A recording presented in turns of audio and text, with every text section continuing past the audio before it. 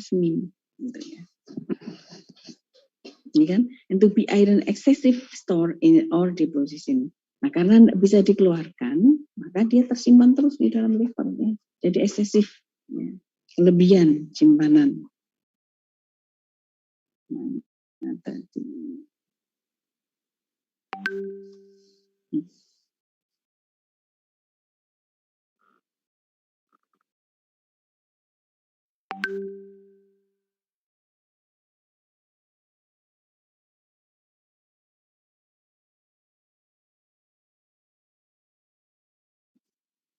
Oke, jadi akan kelebihan.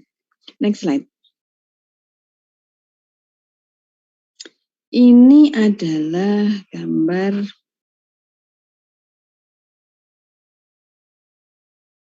bagaimana perjalanan CU di dalam tubuh manusia. Jadi CU yang berasal dari makanan, ya food intake, about 2 mg of copper per day.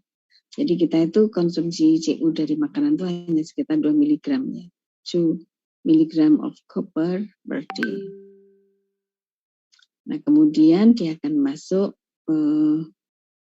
makanan masuk ke saluran pencernaan, kan? Kemudian dia akan diserap, kemudian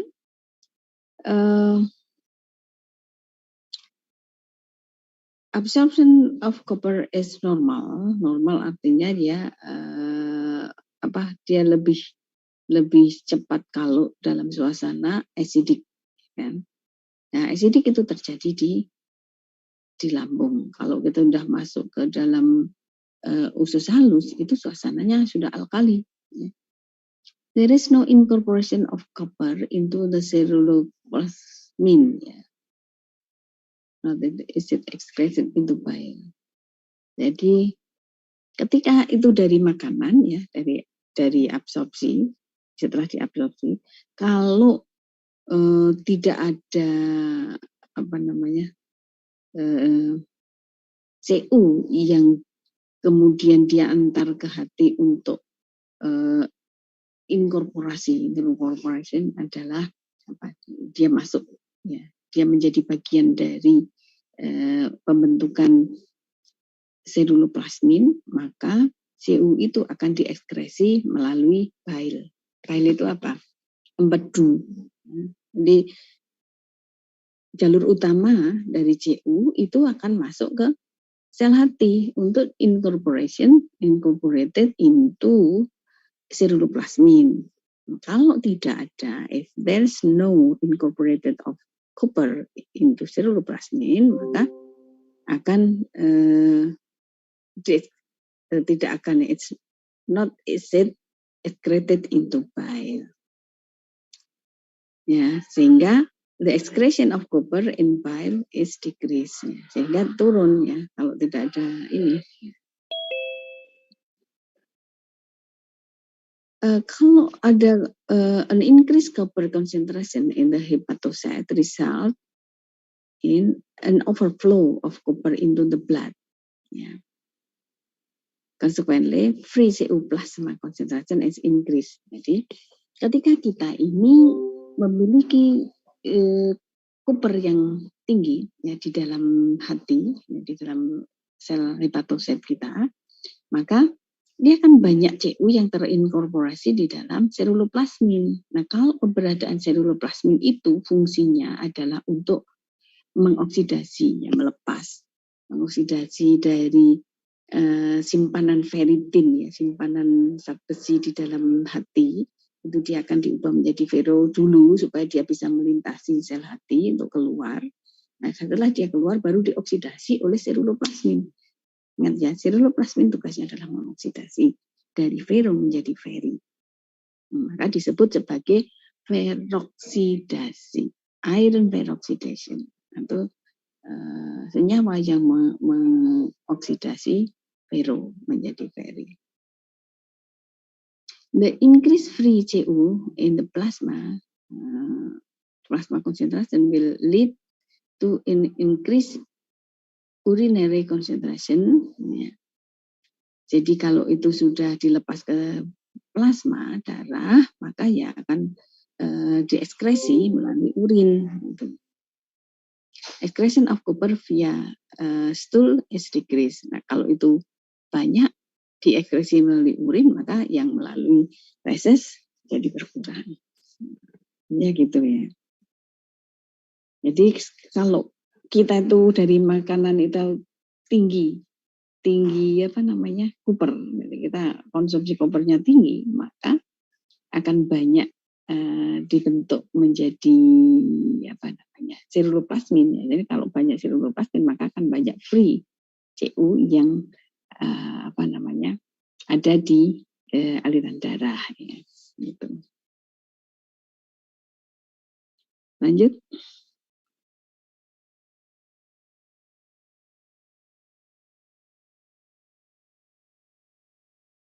Oh ya, tadi ada yang belum saya jelaskan sebelumnya. Oke, sebelum. Oke. Nah, 50% dari metalothionin. Anda tahu metalothionin? Metalothionin adalah bentuk simpanan zinc, ya, maupun Cu itu bentuknya adalah metalothionin. 50% form a metallothionein complex and excreted into stool. Jadi kalau apa namanya Cu itu bisa disimpan di dalam liver ya, itu simpanannya masuk ke metalothionin.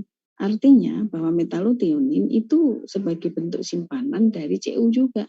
Selain juga simpanan ZN. Artinya metalothionin ini adalah pool satu protein yang tempat penyimpanan ZN dan Cu, gitu ya, metalothionin. Dan dari metalothionin itu yang diekspresi melalui feses. Lanjut. Ya, ini sama ya.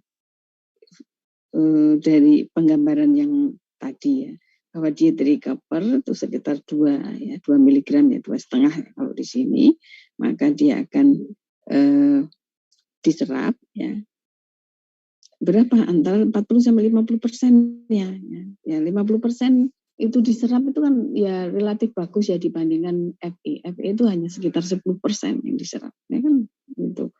Sementara kalau koper itu sekitar 40 sampai 50%. Ya. Nah, dibawa ke liver. Ya, kalau di liver dia akan inkorporasi ke dalam ceruloplasmin, dibentuk ceruloplasmin. Atau disimpan dalam bentuk metalothionin. Ini kan ada nih. Disimpan dalam bentuk metalothionin. Yang terbentuk dari Cu itu apa saja? Tisu copper protein. Itu apa? Superoxide dismutase SOD ya. Kemudian enzim tirosinase, sitokrom C oksidase, dan lisin oksidase. Ini adalah enzim-enzim yang mengandung Cu, ya, termasuk tadi ceruloplasmin. Oke. Semuanya adalah enzim antioksidan. Jadi ada 2 yang paling utama yaitu ceruloplasmin, ya, kemudian superoxide dismutase. Ya. Ini sama-sama dihasilkan oleh liver. Lanjut.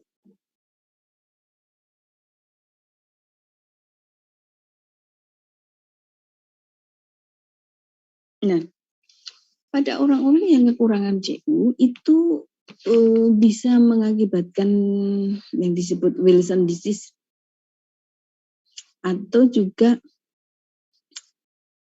Menkes disease. Nah, ini ada kelainannya karena Menkes itu apa yang terjadi? Kalau orang-orang yang menderita Menkes disease itu dihambat penyerapannya. Ini ada hambatan penyerapan karena Menkes itu yang hijau, di hijau itu. Itu dihambat penyerapannya.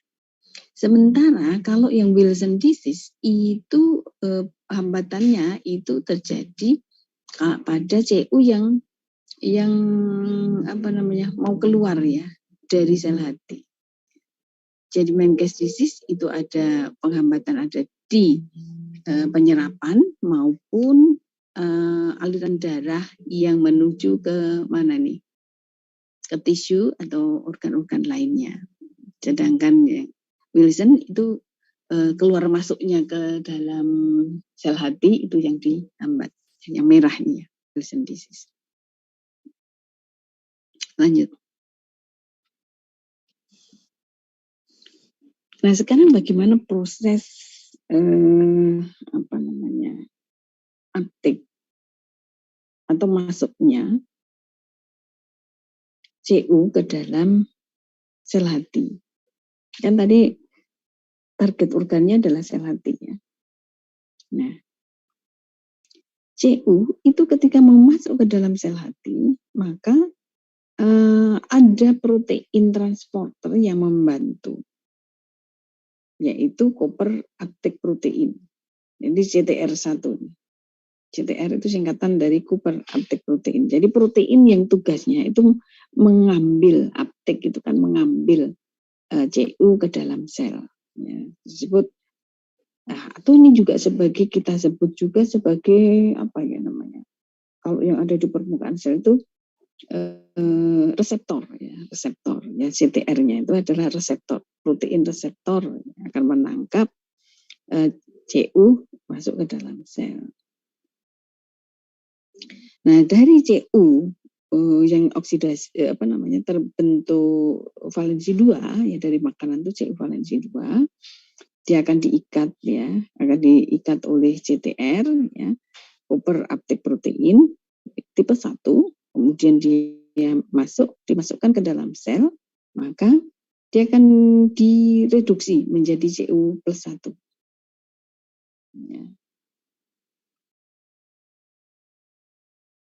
Nah, kemudian kalau dari setelah CU plus 1 ini, di dalam sel hati, dia akan mengikuti jalur untuk pembentukan SOD, itu yang track hijau tuh, yang kotak-kotak hijau.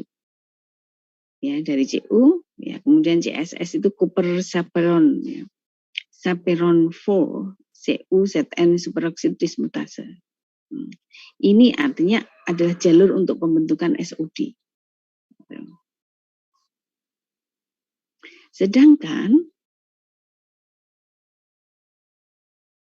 untuk apa namanya yang jalur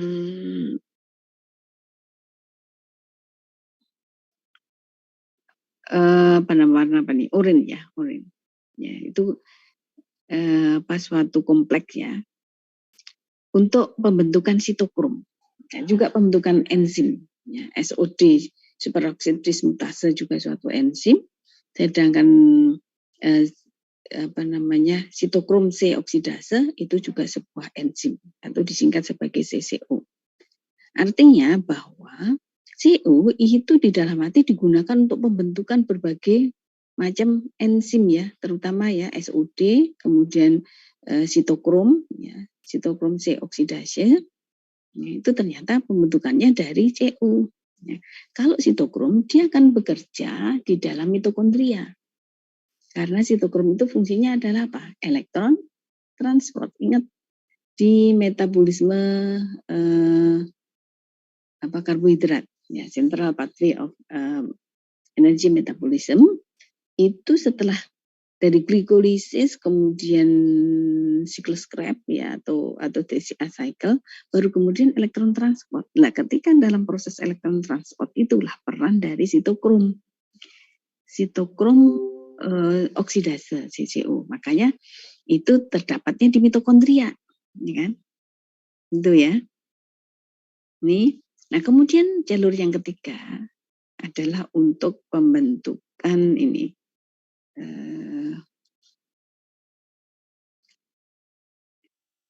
pada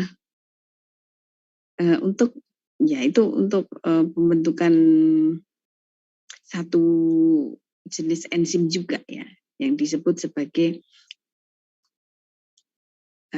translocating peptide ATPase. Ini untuk untuk harus keluar untuk mengeluarkan ini. Ya. Jadi artinya untuk kalau tadi CTR itu untuk memasukkan CU, sementara MNK, ya MNK CU translocating tadi adalah untuk mengeluarkan CU. Jadi ada dari sel hati. Nah, jadi inti dari metabolisme CU ya itu adalah proses absorption dan proses uptake ke dalam sel hati, di mana nanti lalu lintas CU itu dikontrol atau diatur oleh adanya reseptor ini. Reseptor CTR adalah reseptor untuk memasukkan CU dari luar sel, dari sirkulasi darah menuju ke dalam sel, sedangkan MNK itu adalah untuk mengatur keluarnya CU ya dari sel hati. Ya, MNK itu yang digambarkan di situ hitam tuh. Nah, kalau tadi disebut sebagai Menkes disease, artinya itu Menkesnya itu tidak bisa terbentuk, sehingga CU tidak bisa dikeluarkan dari sel hepatosit itu. Lanjut. Next slide. Oh ya, sudah. Jadi kembali lagi nah, jadi inti dari metabolisme CU ya itu adalah keluar masuknya CU ke dalam sel, di mana kalau masuk itu dibutuhkan CTR ya. Kemudian kalau dia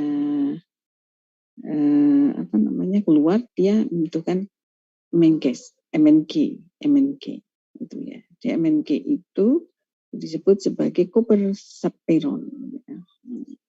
Untuk translocation, jadi untuk mentranslokasi ya dari dalam menuju keluar ya. Translocating type ATPase, artinya apa? Dia ATPase itu berarti dia membutuhkan energi untuk mengeluarkan itu. Oke. Ya, baik.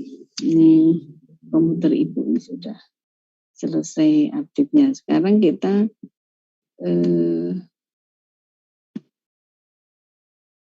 Ibu akan menjelaskan tentang metabolisme CR, kromium. Nah, kalau kromium itu secara natural itu dalam valensi 3 ya.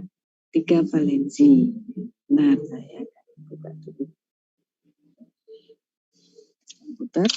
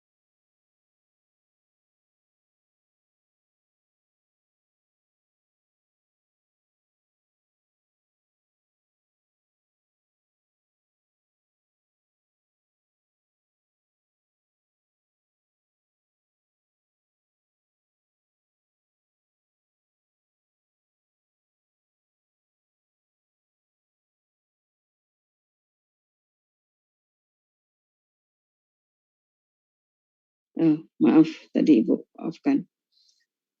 Kalian akan Ibu kasih link. Mungkin kalau membukanya dari library UNER itu free. Karena kalau dari Ibu belum login ke library UNER, ini berbayar. Jadi Chromium Metabolism. Ada satu literatur review tentang Chromium. Kalian nanti pelajari untuk share linknya.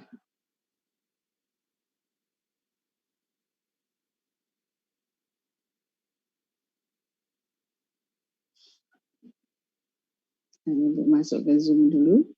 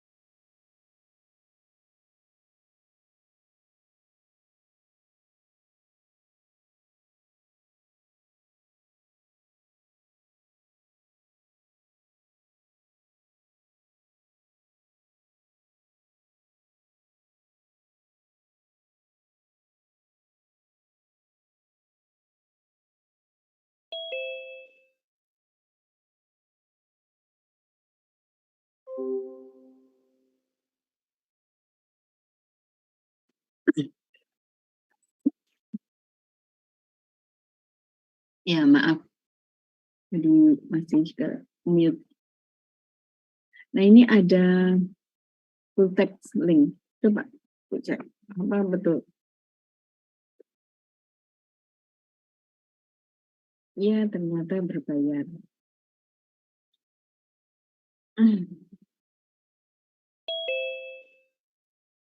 Bayarnya 39, jadi 40 euro. Nah, ini kalau kalian buka dari library UNER, saya kira ini Springer ini kayaknya juga masuk ke dalam langganannya UNER. Jadi ini bisa kalian cari melalui UNER Library.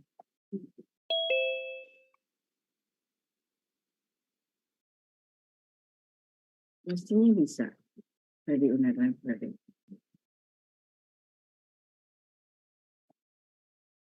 Ibu share di ini aja, chatroom.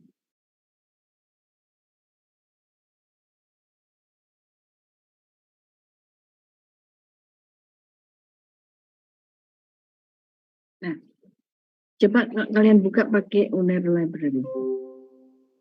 Ya, tentang Chromium Metabolism. Ini karena memang masih jarang ya, sehingga ini masih dijual. Iya, bentuk aktif dari chromium itu adalah trivalen. Ya, trivalen state of chromium is the encounter in biological milieu and is responsible for its nutritional activity. Jadi fungsi gizi. Ya. Prof, di saya bisa ke download Prof ini Bisa ya? Iya. Kalau itu pakai login di ini, coba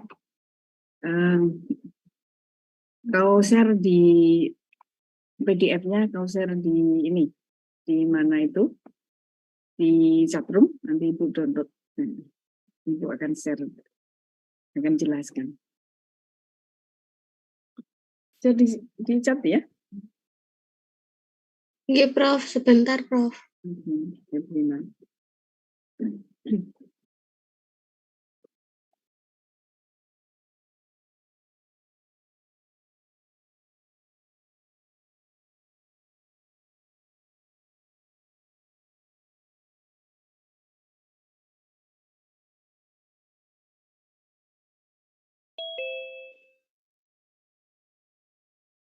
Sudah saya kirim Prof di chatroom. Baik, bentar ini. Oh, tanda tangan. Saya sudah selesai. Mau lewatin atau ini sudah saya peringan? Taruh sini dulu nanti saya Atau mau tunggu atau nanti mau besok aja. Oh, besok diambil aja. Oke, itu aja dulu ya. Iya. Iya.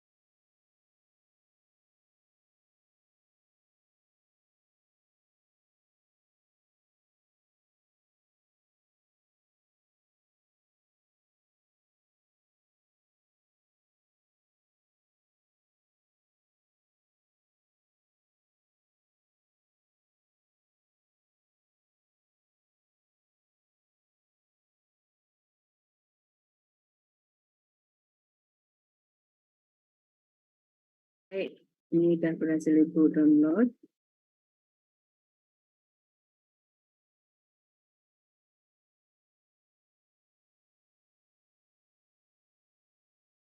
Ini metabolisme kromium. Nah, ini ditulis tahun lama nih. Jadi apa namanya?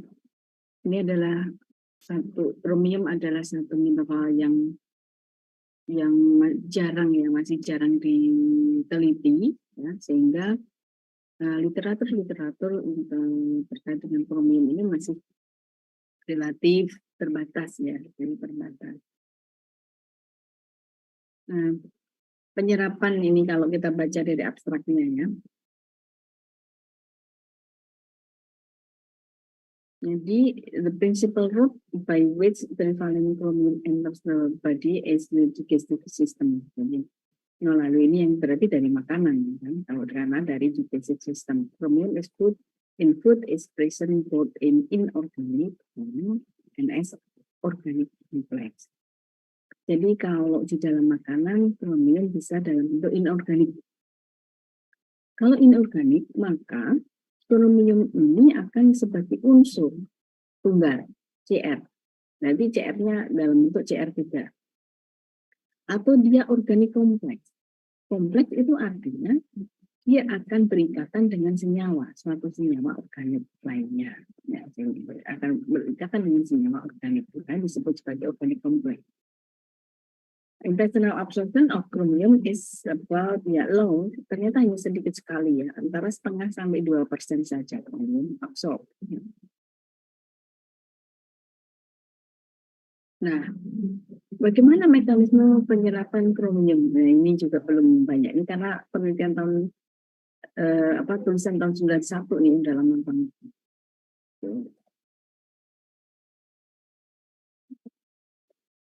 Ini bentuk kimianya. Ini kan saat awal-awal tahun berapa 80-an ya, itu sedang meneliti bagaimana penyerapan satu mineral kromium ini, maka ketika mau dimasukkan ke dalam pakannya hewan coba, itu dilabeli. Labelnya itu dengan isotop. Dengan isotop ini adalah radioaktif ya. Itu adalah untuk menandai apakah kromium dari makanan itu nanti diserap. Nah, itu mineralnya dilabeli dengan isotop.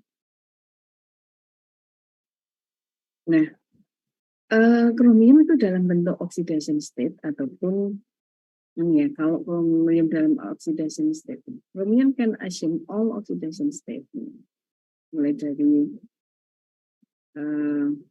oksidasi itu ya. Ini plusnya itu kan valensinya ya, +2, +3 sampai +6. divalen kromium itu adalah Cr2. Simple exposure to air, itu di dalam udara. Di udara itu adalah kromium divalen 2. Kemudian dioksidasi menjadi Cr3. Nah, ini yang paling potensial ya. Fungsi gizi ya itu dalam bentuk divalen. Dalam bentuk trivalen kromium. Nah, jadi kalau bentuknya itu adalah reduksi divalen, itu tidak ada. Divalen state does not exist in biological system. Yang ada adalah Cr3. Atau hexavalen. Hexa itu kan 6 ya. Hexa itu berapa? 4 ya. Hexavalen state. Cr is bound to oxygen in the form of bromide. Nah, kalau dia hexavalen itu berikatannya dengan oksigen. Ya, di bromide ya, yang disebut sebagai bromide. A powerful oxidizing agent. This ion are easily reduced. Kemudian dia hexavalen berarti 4 ya, 4 kemudian mudah tereduksi menjadi trivalen. Nah, dalam kondisi apa? Kondisi asam.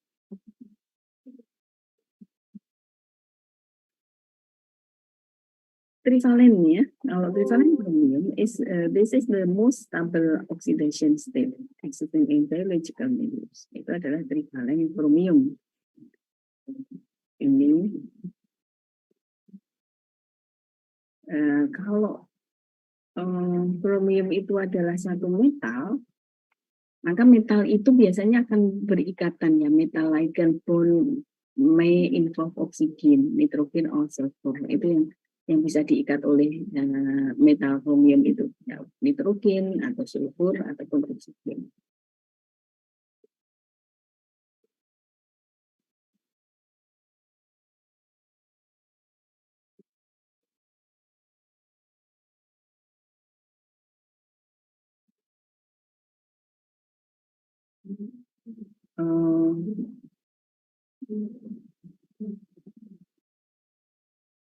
Kenapa ini kok false?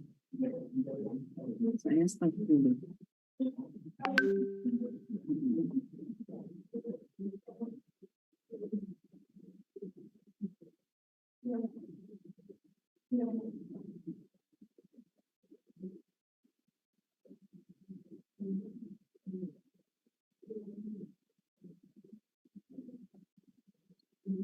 Nah, keberadaan kromium itu yang biologically active itu adalah kromium trivalen tadi. Biasanya kan dia bisa berkombinasi Cr combined with glutathione.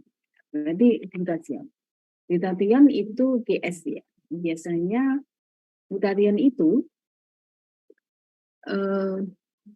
suatu senyawa yang sebagai bahan untuk enzim glutathione peroksidase. Glutathione peroksidase adalah suatu enzim antioksidan yang komponen di dalamnya itu juga ada selenium, Se. Tapi dia juga bisa kombinasi dengan nicotinic acid. Ya, nicotinic acid itu berarti apa? Asam nikotinik itu apa? B3, vitamin B3. Dan dia juga dia berada di dalam makanan, di mana aja nih? Yeast, ya, ragi, ya, brewer, apa ya? Ya, jenis minuman brew itu ya. Bir ya, itu ada kromium. Kemudian ragi, kemudian ada liver, pig liver, nggak tahu kalau liver yang lainnya ada enggak, dia disebutnya adalah pig. Kemudian di dalam ginjal. Jadi itu apa namanya absorpsinya, bentuk aktif dari kromium. Coefficient of chromium bervariasi ya. Jadi dia bisa diabsorpsi ini bersamaan ya, dalam bentuk garam ya, chromium salt. Sehingga itu akan lebih mudah untuk diabsorb.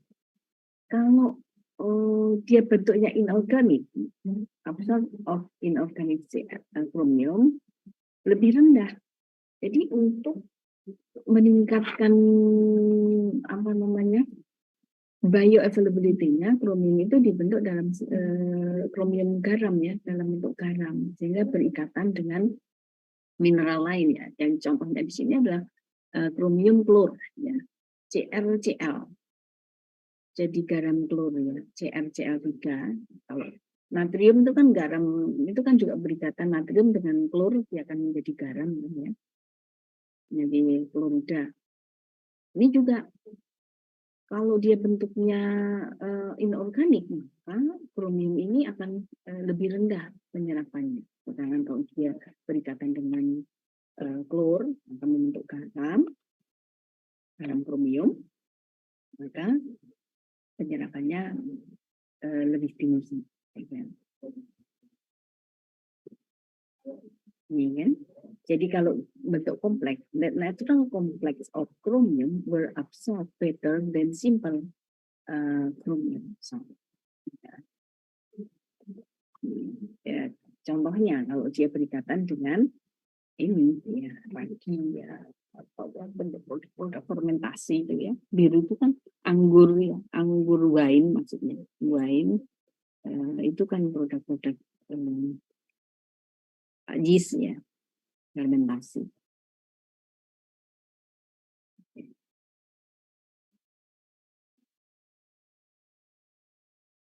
Ini apa tentang bagaimana dan berapa banyak yang diabsorpsi, Anda bisa baca. Nah, mekanismenya, site and mekanisme seperti apa? Ada gambarnya lain.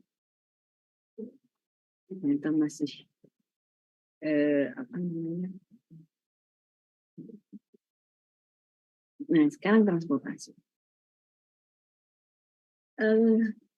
Transportasi CR itu di dalam darah itu diikat oleh siapa? Ternyata absorb CR, artinya CR yang sudah diabsorpsi itu akan berikatan dengan transferin. Jadi transferin itu suatu protein yang bisa mengikat beberapa jenis mineral yang bervalensi dua ya. Transferin itu naturally itu kan dia mengikat zat besi ya. Ya itu ini pasangan zat besi ya. Apa namanya transporter untuk zat besi.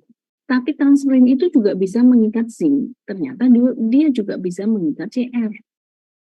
Jadi kalau dihitung transferin itu fungsinya bisa macam-macam ya, mengikat zat besi, kemudian mengikat zinc, juga mengikat CU kalau nggak salah juga CU dan juga mengikat CR. Absorbed chromium is bound to transferrin. Ini disebut sebagai siderophilin. Jadi siderophilin adalah transferin yang mengikat chromium. Sedangkan transferin yang mengikat zat besi itu disebut diferik transferin. Kita tahu bahwa transferin itu memiliki dua binding site. Memiliki dua sisi pengikat. Jadi punya dua tangan ya yang bisa mengikat itu. Kalau mau menggambarkan kan selalu transferin itu ada dua sisi pengikat. Gitu. Kalau tidak ada zat besi ya, maka transferin ini bisa mengikat zinc, ya, bisa mengikat CR juga. Nah, transferin possesses two binding site A and B. Jadi ya tahu aja ada sisi pengikat A dan sisi pengikat B with different affinities for iron as a function of apa namanya pH ya, tingkat alkalinitas itu, tingkat keasaman. Nah, ternyata CR itu mengikat exclusively to site B. Ya. Jadi kalau transfer yang mengikat FE itu bisa mengikat dua-duanya. Dua sisi pengikatnya itu bisa dipenuhi oleh zat besi. Tetapi untuk kromium, ternyata kromium itu hanya melekat pada sisi B saja. Jadi itu there is antagonis between Cr and Fa. Ya. Karena Fa pun juga harus dalam bentuk valensi 3, pairing. Jadi kromium juga 3, jadi makanya dia bisa.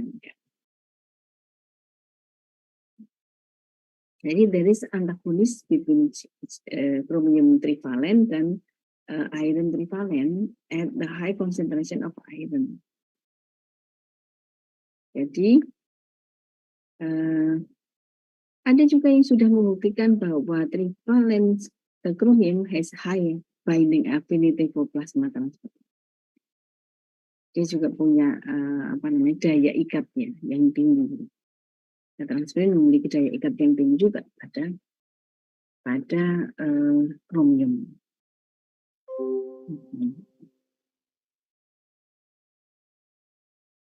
Selain diikat oleh transferin, this substance is responsible for reversible and significant transfer of chromium to transferin and not to albumin.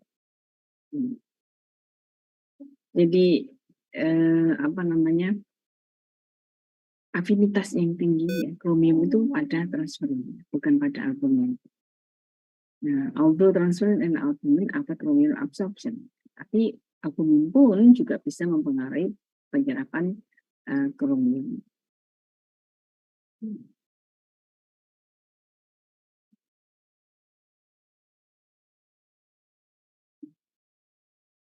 Nah,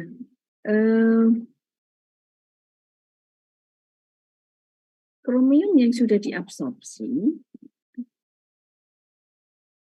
itu di dalam darah. Nah, masih apa ini?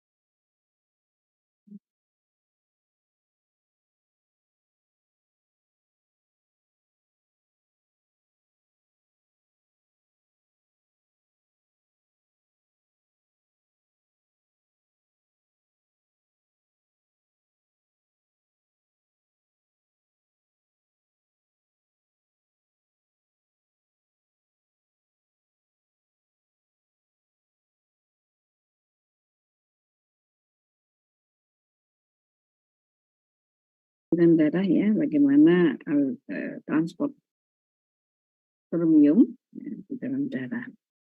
Jadi sebagai transporternya adalah transferin atau juga bisa ya pada konsentrasi yang tinggi, kromium dengan konsentrasi yang tinggi itu bisa juga berikatan dengan gamma globulin dari albumin maupun globulin. Nah, kemudian kita mengenal ada juga ditemukan low molecular weight chromium binding substance, itu yang disingkat LMCF, itu low molecular chromium binding. Jadi artinya apa ini? Substansi atau senyawa yang memiliki molekuler bobot molekul rendah ya, low molecular weight CR binding, dia berarti dia mengikat CR. Nah, ini dia memiliki affinity yang tinggi terhadap kromium. Nah, low molecular kromium ini yang binding ya, ada yang meningkatnya itu LMBCR, low molecular binding kromium. Inilah yang dikenal sebagai substansi yang nanti bisa berinteraksi dengan kromium, yang di mana kromium itu akan memberi kerja insulin. Ya. Penelitian-penelitian saat ini ya, terkait dengan fungsi kromium itu adalah dikaitkan dengan perannya kromium pada metabolisme glukosa pada para penderita diabetes mellitus. Pada orang-orang yang menderita diabetes mellitus itu kan glukosanya numpuk di dalam darah, kan gitu ya, glukosanya numpuk di dalam darah. Kalau orang yang normal, maka glukosa di dalam darah itu harusnya masuk ke dalam sel. Nah, masuknya glukosa ke dalam sel itu atas kerja dari insulin. Sehingga insulin itu harus sensitif atau mengenali keberadaan glukosa di dalam darah. Itu adalah normal pekerjaan dari insulin. Nah, pada orang-orang yang diabetes mellitus tipe 2, ya, non-insulin dependent diabetes mellitus, atau orang-orang yang DM2, tipe 2, di mana itu dipicu dari konsumsi pangan yang kebiasaan makan yang buruk, sehingga menimbulkan obesitas sentral, penumpukan lemak pada visceral atau yang disebut sebagai visceral fat yang tinggi, itu menyebabkan insulin resisten. Nah, ini di sini ada, ini penelitian tahun lama ya. Nanti Anda coba cari itu kaitannya antara kromium itu dengan metabolisme glukosa ya, atau fungsi kromium pada penderita diabetes mellitus. Sekarang coba itu cari.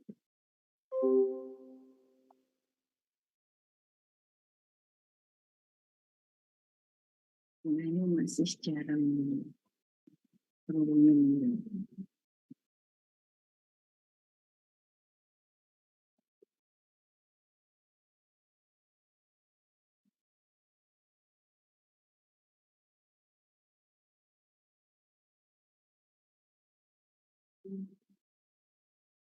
Nah, ini Ibu temukan. The role of chromium in insulin resistance. Nah, Ibu share ya.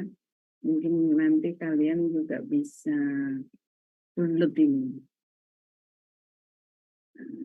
Nah, ini lumayan nih tahun 2004. Ini ya Ibu share.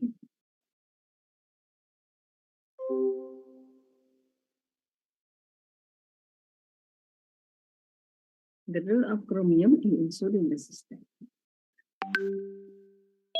Nah, sekarang Ibu kirim linknya ini kalian lewat chat lagi.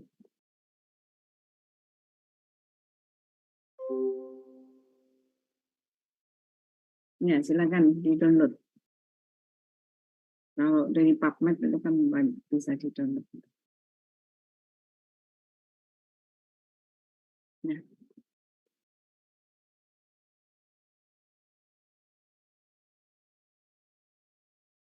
Ini ada banyak, silakan nanti apa namanya, dipelajari bagaimana peran kromium ini dalam metabolisme glukosa, ya, karena akan melibatkan insulin.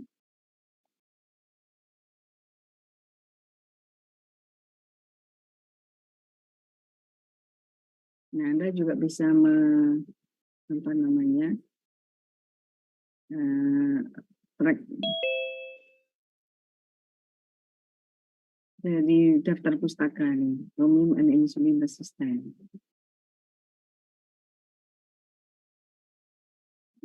Nah, tahun berapa nih?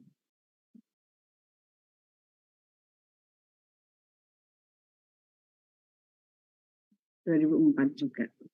Silakan Anda baca sendiri.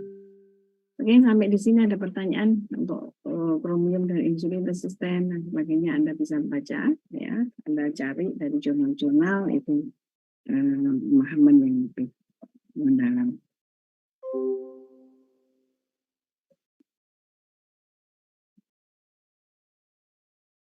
Oke, gitu. Ada pertanyaan?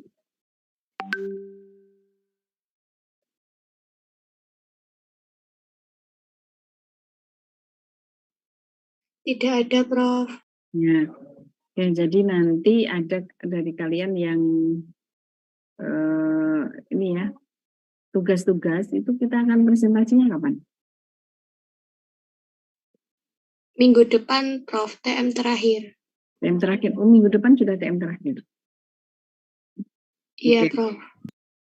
Nah, ada yang tugas untuk metabolisme ini, CU dan kromium?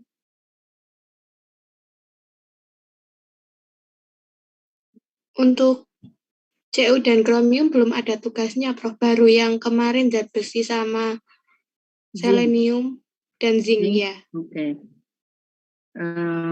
Ya, berarti nanti ada yang mengerjakan tugas untuk metabolisme CU dan ada kelompok yang mengerjakan kromium juga. Sehingga nanti ada dari yang kelompok mengerjakan zat besi, kemudian selenium, ada yang mengerjakan CU, kemudian zinc ya tadi lupa ya, besi, zinc, selenium, CU, kromium. Ya, siapa lagi? Dari dosen lain ngasih tugas? Mohon maaf, Prof, yang TM yang tentang zat besi, zinc, dan selenium itu sudah dibagi tugasnya, jadi hanya setiap masing-masing kelompok 3 mineral tersebut, Prof. Oh. Jadi udah dikumpulin, jadi tinggal nunggu presentasi minggu depan. Oke, ya udah, besok berarti kita membahas yaitu tiga mineral itu ya. Nah, berarti yang untuk yang mineral CU dan kromium ini kalian pelajari ya, pelajari dari jurnal-jurnal supaya pemahaman kalian tentang metabolisme itu menjadi lebih mendalam ya.